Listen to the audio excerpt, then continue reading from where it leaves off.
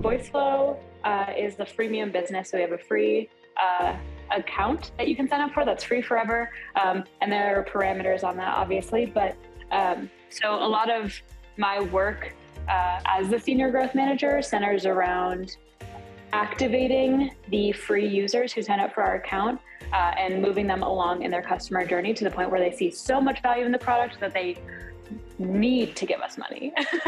How does having such an influential and engaged community impact the customer experience? Have you observed any things that are like, wow, this is way different than maybe somewhere else I've worked or other companies that I'm a customer of? Like, how does that look? Yeah, I mean, I think the biggest indication that you have an engaged customer base is when people reply to your emails. Yeah. Like your mass emails. And I've worked at companies where like we could have a typo in every single sentence and no one would respond. And it's just like heartbreaking. Yeah. That means like nobody cares. So I think like that's a good indication of like, do you have people mentioning you on social media? Do you have people replying to your emails because they like care enough to? I think also like it's baked into our sales and CS process as well. So a lot of companies will have like private Slack instances with their higher paying customers who need a little bit higher touch. We have private community spaces where like our whole team is in the community. So they have direct access to the members of the team, but they also have like all of the historical knowledge that's been shared within the community as well. So like they can search for specific features to see if this problem was already surfaced by someone, and if so, like self-serve.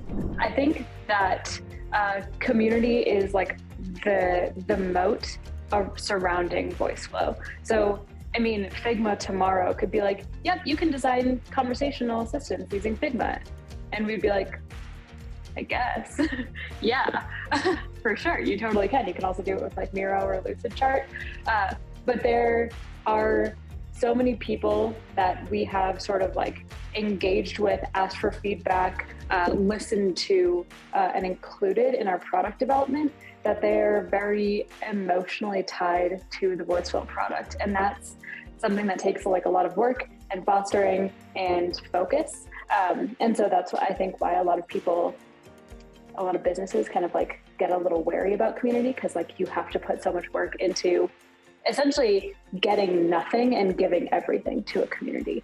And so especially when our product was super early stage, like we wanted all of our community members who were down for it to beta test and to give us feedback immediately, and to talk to our product manager and to talk to the engineer who built that thing, and kind of give them a direct line to our team, to feel heard and to feel like they are part of something larger than just like using a piece of software. Like they felt like they were a part of the development of this tool that they were using. I think like Duolingo also does a really good job of building community, or like Yelp, for example. The way that Yelp built their community was they didn't focus on 90% of their users.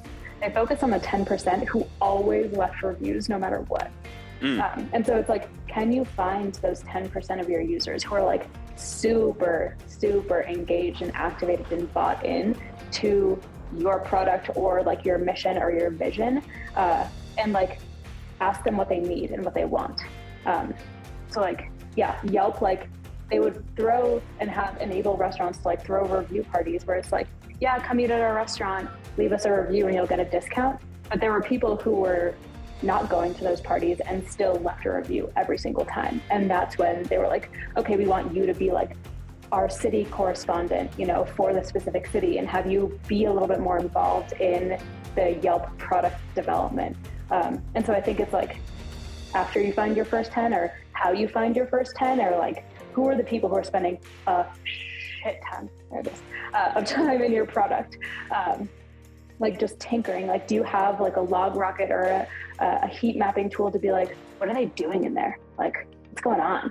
Right. And then can you talk to them and figure out what more they want or would like to see from you?